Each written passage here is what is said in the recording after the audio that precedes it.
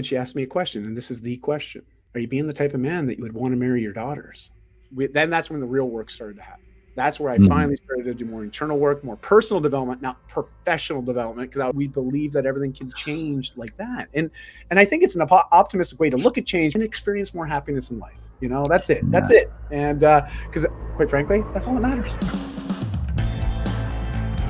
Welcome to Be Bold Branding, where we discuss the power of differentiating yourself through your own unique story and standout personal brand. The ultimate life means different things to different people. And as we're headed into a new year, it's essential that we define our own idea of that ultimate life. Today, we're talking with Dai Manuel. And he has done that in a phenomenal way. And it's his mission, in fact, to positively impact 1 million role models around the globe to lead a fun, emphasize fun, functionally fit life. Today, we'll hear all about how Dai does that and the bold move he made that brought these principles into clear focus for him. Welcome to Be Bold Branding, Dai. Thank you both. And we'll talk about just an energy from you two coming, just like, I can just feel it. I mean, feel it just coming through, man. I was like, holy, I can see why it's Saturday every day in your house. Talk about energy. We love yours. Absolutely. Absolutely, we do. You make it easy to just try to mirror you. So I'm just trying to keep up. Come on. Oh, you're too kind. You're too kind. Too kind. Hey, let's jump right into it. What's the most powerful question you've ever been asked? Whoa. Well, if I'm honest, it was 13 years ago, and it came from my wife. Give you a little bit of context. We would have been together for about 10 years at that point. We've been together now going on our 23rd year. And bravo. Yeah, thank you. Yeah, so you'd been getting together for about 10 years at that point. Both of our girls, our two children, were under the age of 6. So it was 4 and 6 for those two. And their names are Chardonnay and Brie. So love it. That's beautiful. Yeah, exactly. It was totally intentional. And a couple socialites in the making. But I learned early on, I guess about 17 years old, that I dealt with a lot of social anxiety, and I have most of my life. And mental health has been a struggle here and there. A lot of it stems from in my earlier days, from age 9 to 14. I was very unhealthy. In fact, morbidly obese for a good portion of those years. And as such, there's a lot of negativity in my life. It was me bringing it on myself, and I created that situation based on what I did, and what I did was not very much. I watched a lot of movies, played a lot of video games, and ate a lot of foods that weren't necessarily healthy for me. And you do that for 5 years, almost every day. Well, yeah, the writing is on the wall. It's not necessarily going to be a healthy outcome.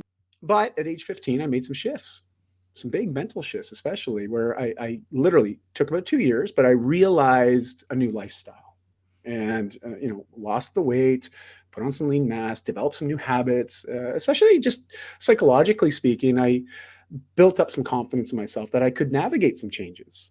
But the interesting thing was I got really good at working on the external, didn't do any internal work. And at 17, the anxiety, here I was thinking, I got healthy, I got fit.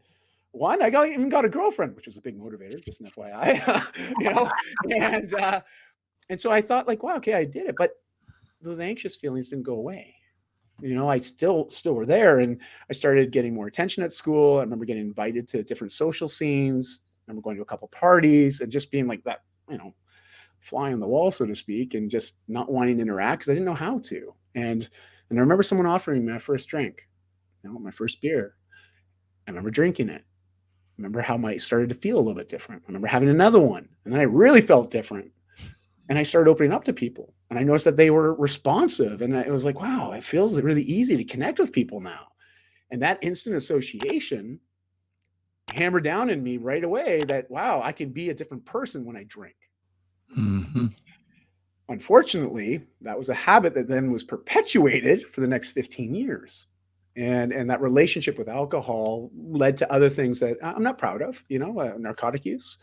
Also, in my relationship with my wife, it also led to some promiscuity on my part. And I'll forever be making up for that, And 13 years ago, things came to a head. And I had gone out all night, and man, I had all the tricks, right? I would turn my phone off. Oh, the battery died, babe. Sorry, I lost track of time, and I would just drink more and make my way home somehow. And I remember waking up on the floor the next day beside the bed. I didn't even make it to the bed. Like, embarrassing, to even tell you this. Like, I was like, oh my gosh. Oh. But it's the truth. I came downstairs, it was about 11 a.m. Kids were watching TV in the living room, which was just adjacent the kitchen. My wife was unloading the dishwasher, and I swear everybody in the neighborhood could hear her unloading the dishwasher. Like, she was making a point of I mean, she was waking me up. She was ready to talk. I came down. There was a look in her eye I've never seen. I'd known her for 10 years at that point. I'd never seen that look, at least not towards myself. She waved me over to sit down at the kitchen table. And she proceeded to tell me that this is not an environment I want to raise our kids in any longer. Let's talk about what co-parenting our kids is going to look like moving forward. One of my values is family. Mm-hmm. And it's one of my biggest drivers in life is family. And all of a sudden I was like, oh boy, I'm going to lose my family. I proceeded to sob. She was sobbing. Kids are like looking back while they're watching Dora. They're like, okay, mom and dad are crying. What is going on? And meanwhile, they're back to Dora the Explorer. I still remember that annoying song. I won't say it because you'll never get it out of your head. But I started to plead with her, asking for one more chance. Like, I didn't want that. I did not want to lose our relationship. I knew that it was something that I cherished, and I didn't want to jeopardize it. And she asked me a question, and this is the question. Are you being the type of man that you would want to marry your daughters? Ooh. Yeah. Perfect question. Oh my gosh. Like, it was in that moment I felt like I got punched in the nose and kicked between the legs at the same time, like it was just instant. Like, yeah. What a wise woman. Wow. Oh, incredibly. I still tell her she's got more brains than our whole family needs. So it's great. We're all in good hands with Christy. But, she asked that question because she always saw potential in me that I wasn't able to see myself. Mm-hmm. And I know that was a big part of who she fell in love with too. And, but the thing is, I always believed that's who I was too. But yet I had this habit of always going and doing these other things in the name of being social, in the name of burning off steam and trying to de-stress. Like, I would justify my actions left, right, and center. And meanwhile, now I laugh at it because I'm like, man, what was I doing? Like, I'm trying to sell her on that stuff. I mean, am I an idiot? But 13 years ago, I didn't know any better. I'd been drinking like that for 15 years. Sure. Big habit, and in that moment, I realized that's who I was being. That's who I was role modeling to my kids. I was saying, this is what a dad is. Mm-hmm. This is what a husband is. This is what a brother is. This is what a son is. This is what a business owner is, and it was in that moment, I just said, you know what? I want to make a change. And I made a commitment to my family right then and there. But more importantly, I made the commitment to myself first. I was going to go 1 year without drinking. And I told them that.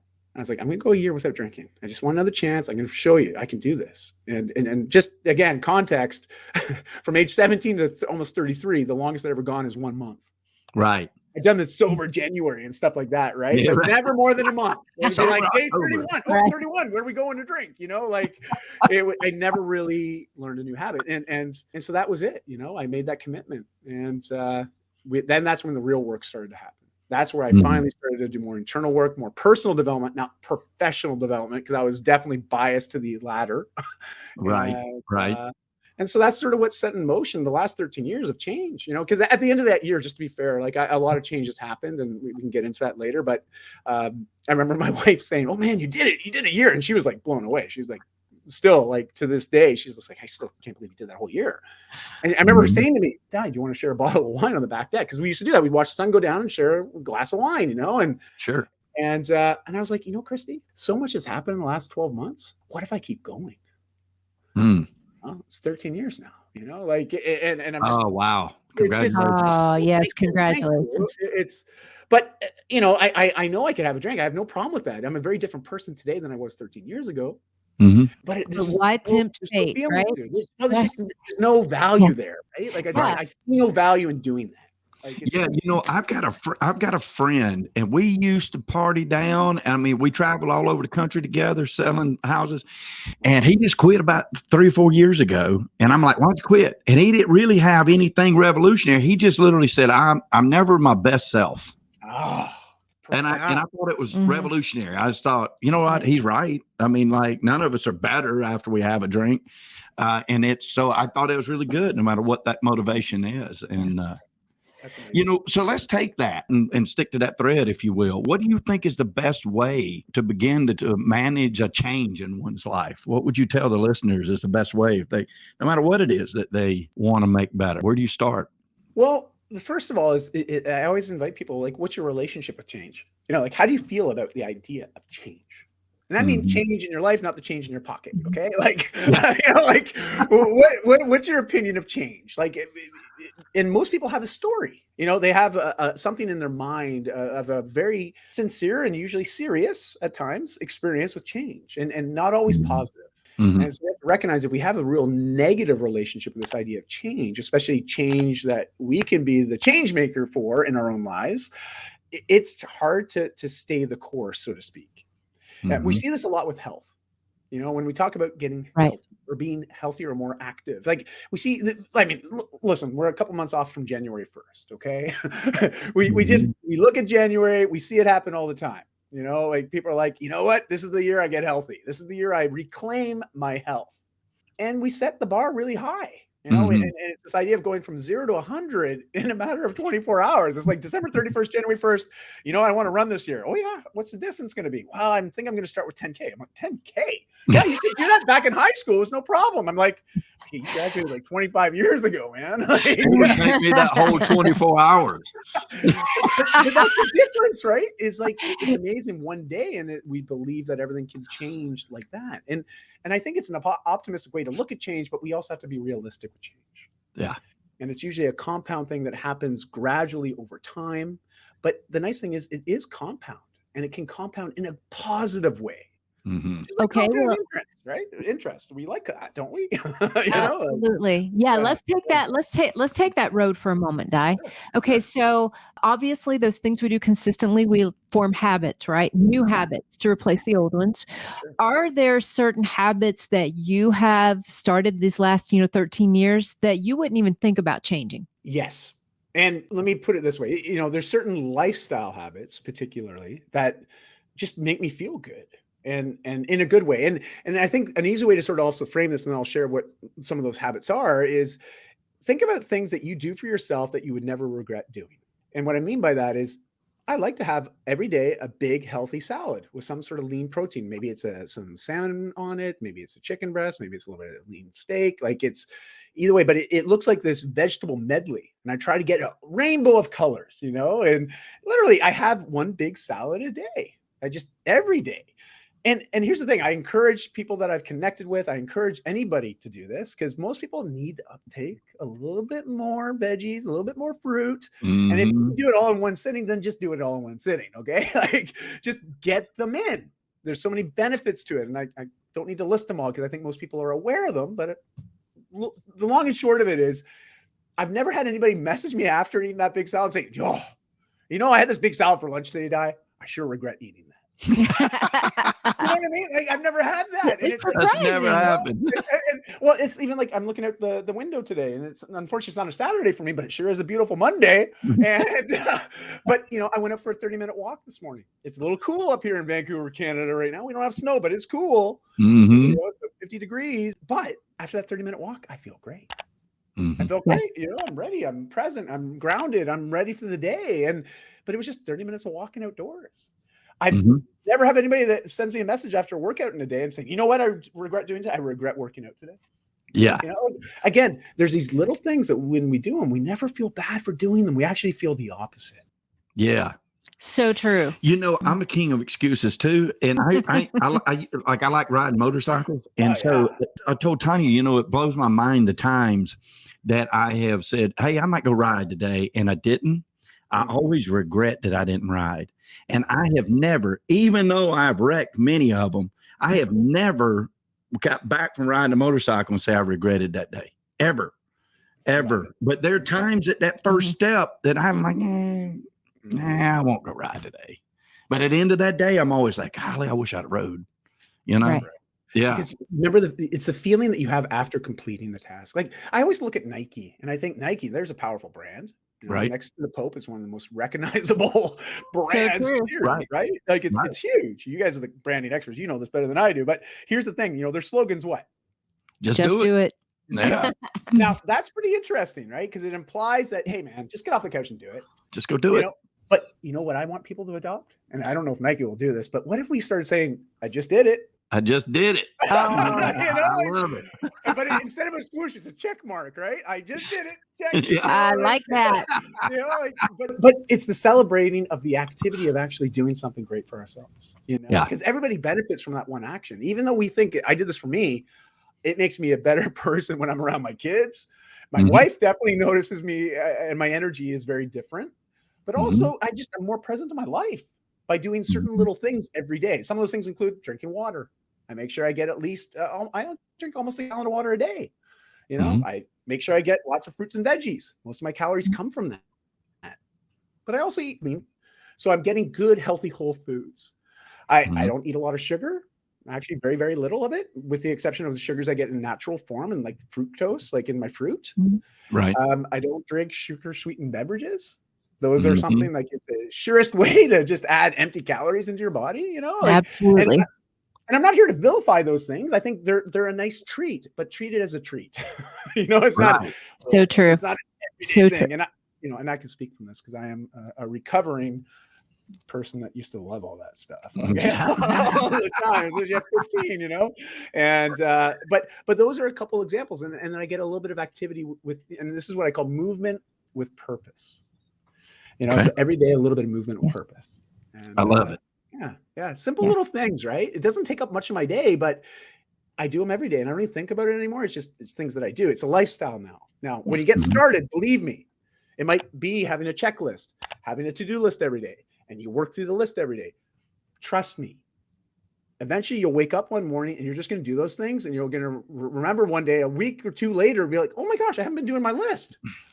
But it's okay. You haven't needed it. You didn't need it. Exactly. You didn't need it. It's so cool, right? My grandpa used to say the good habits are just as hard to break as the bad ones. Yes. Oh my gosh, your grandpa was wise. I love that. That is a great thing. His grandpa was very wise. Yes, So tell us about your 5 F's for that ultimate life. Well, thank you. The 5 F's came out of, a lifetime basically of supporting others with change, especially when it came to health. You know, because we all are instruments for our own health. I mean, I would love to find a career where they were like, Dai, we're going to pay you this much every year for you to go do self-care. You know, like I haven't found that position yet, by the way. So if anyone's looking to fill a role, you're going to pay me to look after myself, I'm in. No questions asked. But we need that sort of accountability. You know, we have to recognize that we are the only ones that can actually do the things that help us move forward, at least that healthy needle forward in our own lives. We have to do the actions.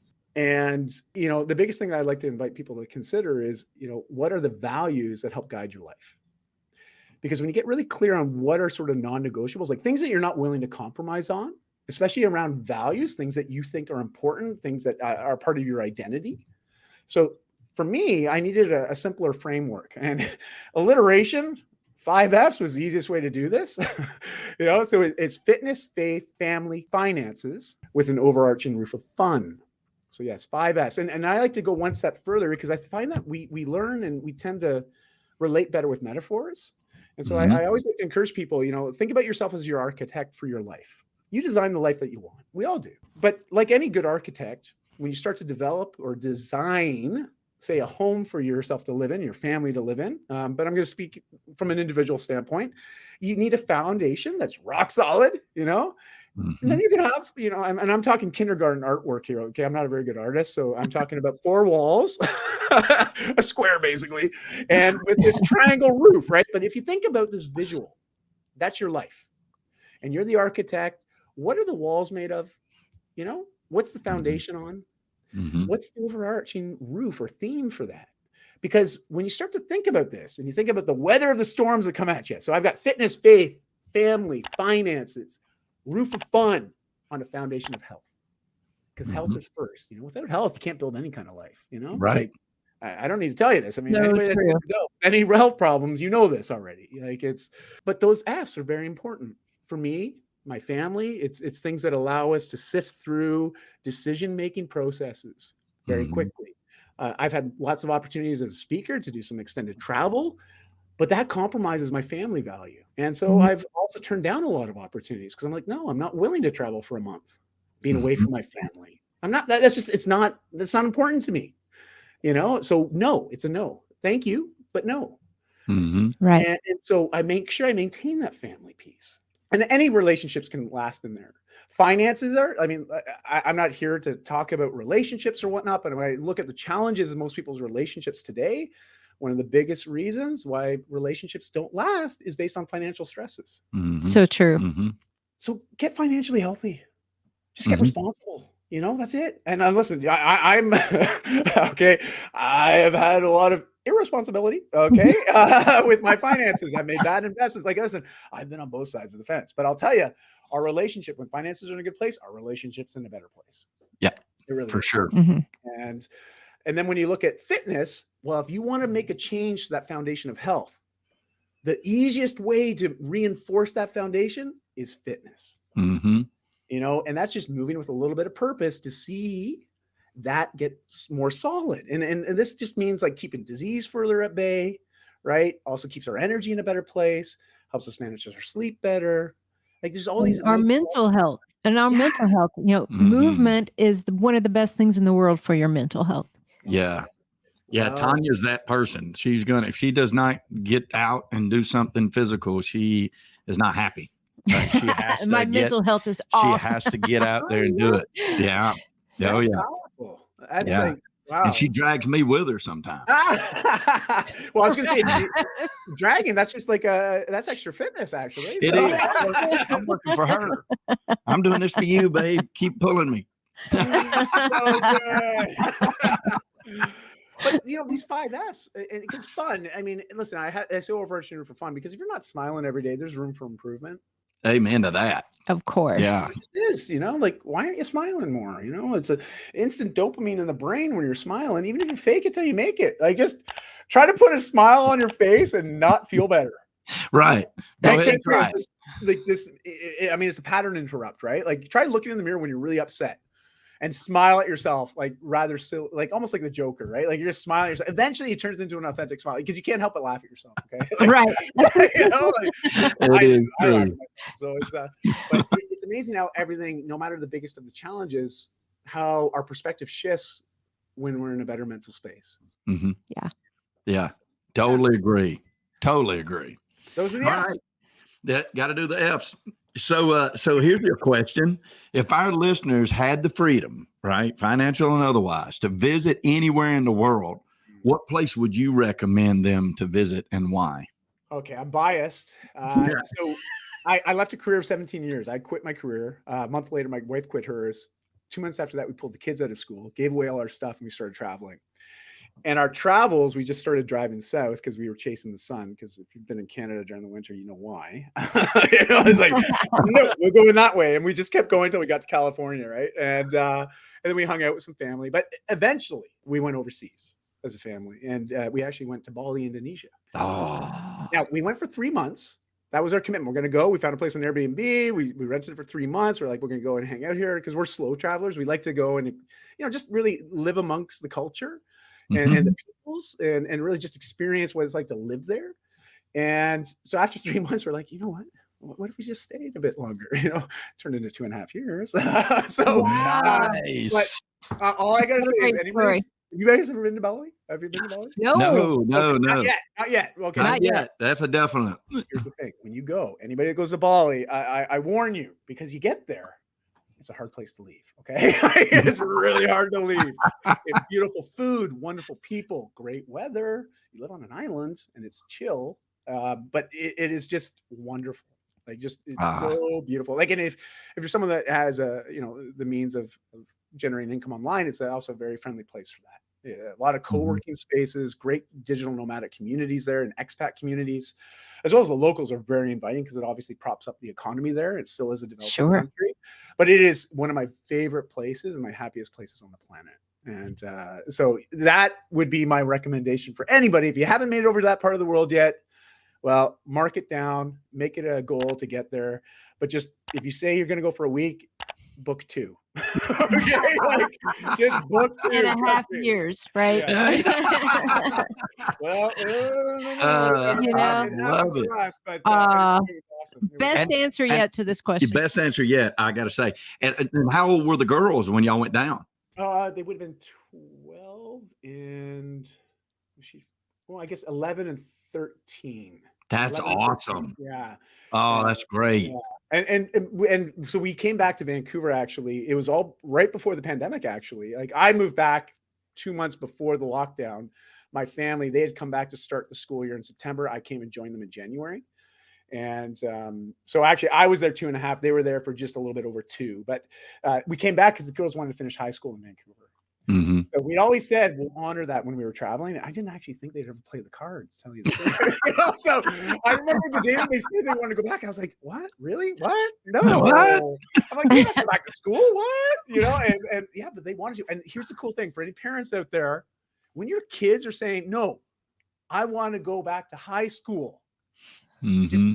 Take them back. Let them do it. Let them do it. Let them Take do them it. back. Yes, because they were motivated and they were very good students. My eldest, she's in her second year of university now, but I'll tell you, the focus that she had going back into school, I was so impressed because I was like, where did you get that? Because I didn't have that. But it was neat because it's a different motivation when they're the ones calling the shot, saying, I want to go to school. I just thought that was so fascinating.